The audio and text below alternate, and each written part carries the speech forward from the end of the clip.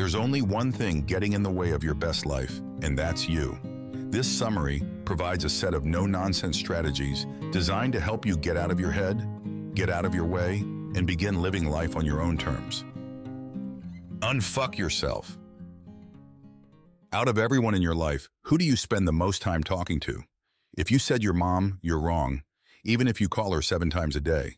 If you said your best friend, you're wrong, even if you live together. If you said the members of your most active WhatsApp group, you're wrong, even if you're sending them a hilarious meme right this second.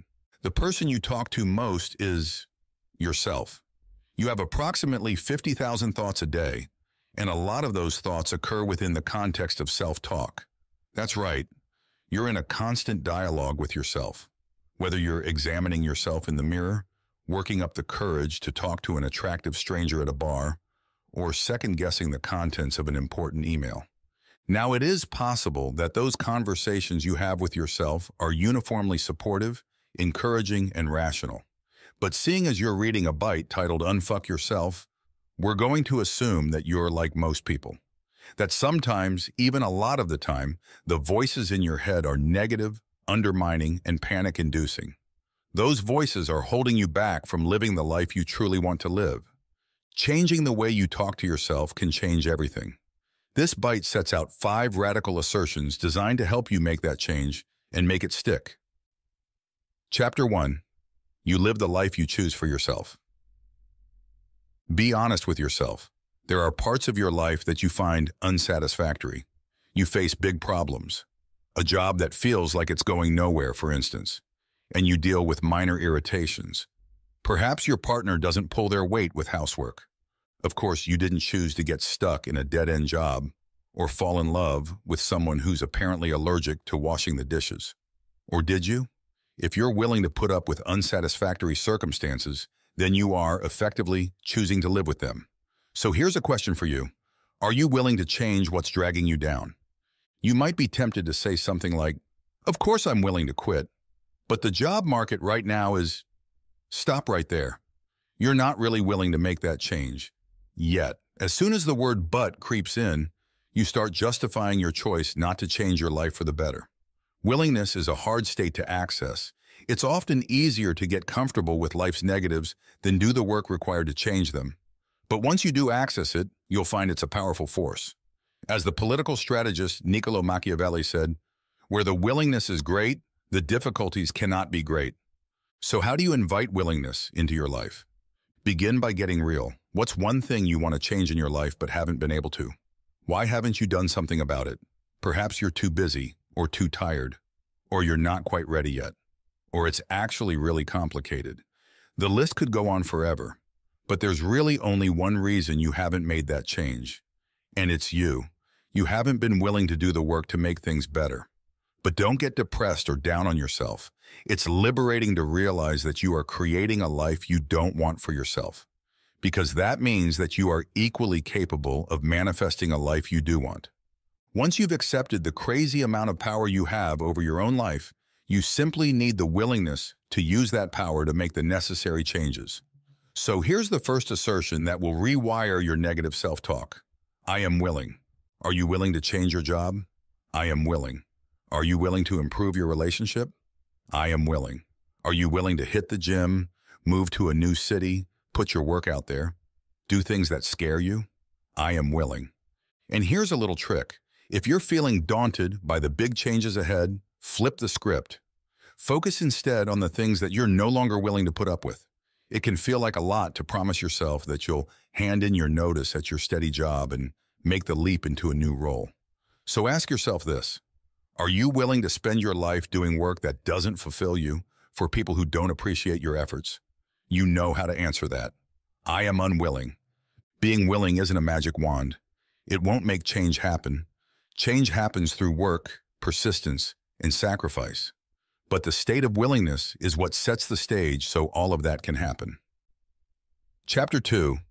If you really want to win, change the game. Guess what? You're a winner. You may not feel like a winner. You may wish you earned more money or that you weren't single, but you are winning at your own life. Let's look at the example of Jack. He wants, more than anything, to find lasting love. After some failed relationships and some nasty breakups, Jack starts to wonder if he's destined to be perpetually single.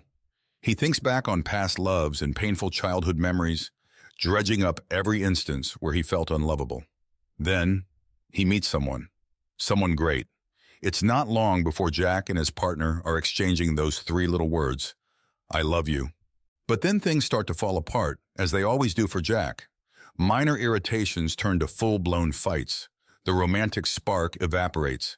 And as he walks away from yet another relationship, Jack feels like anything but a winner. Except he has won. He's won at proving to himself that he's unlovable. Do you see what's happening here? We all have beliefs that hold us back. I'm not lovable, or I'm not very smart, or I'm bad with finances. We don't want these beliefs to define our lives. But we are hardwired to prove them right. How can you let go of these negative beliefs? Begin by identifying them. Many of us aren't even aware of the beliefs that we're proving to ourselves time and again because they're buried so deep in our subconscious. Identify the problem areas in your life. Where do you feel stuck in a cycle you can't escape? See if you can unearth the win that's happening there. What belief are you proving to yourself through your behavior? Now here's the hard part. To overcome that belief, you have to prove it wrong. Let's say you believe you're a chronic procrastinator. Every time you scroll through social media instead of working, you prove that belief to yourself. To prove yourself wrong, you have to stop procrastinating. You know what you need to do. Get organized, take charge of your time, cultivate discipline.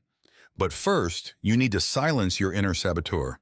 Crowd out that unhelpful belief by filling your mind with positive, constructive thoughts.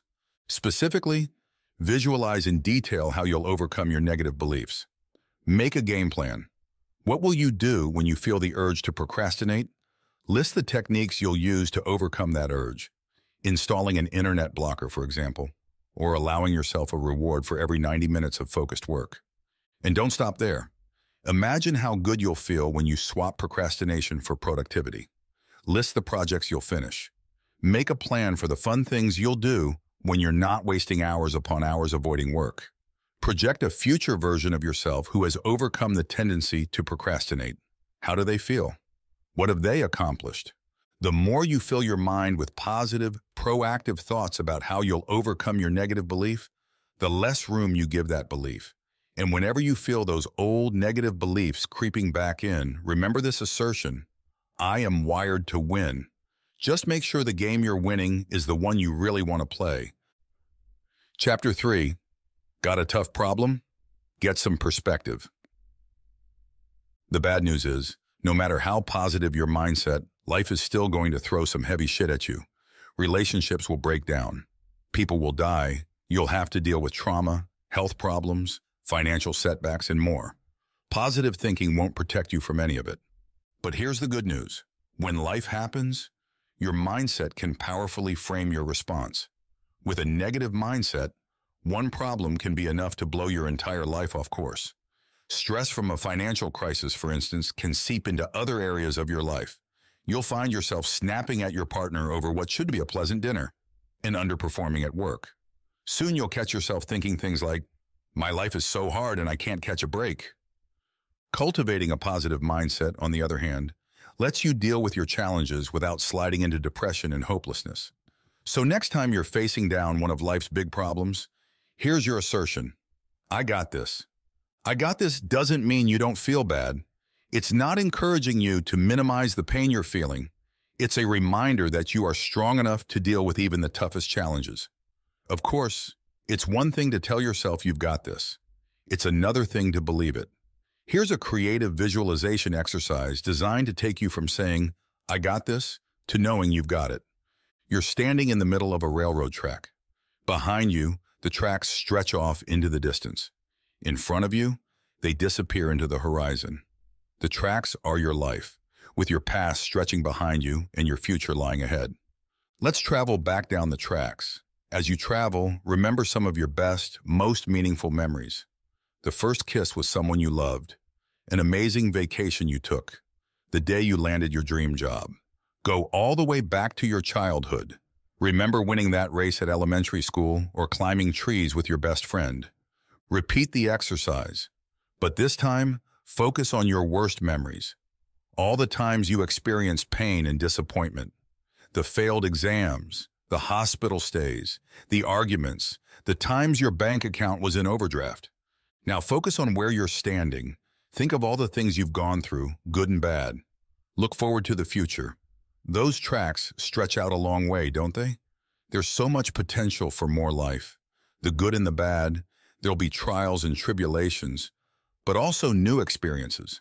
Maybe you'll hold your newborn child in your arms, travel to a destination you've always dreamed of, meet someone who makes your heart sing.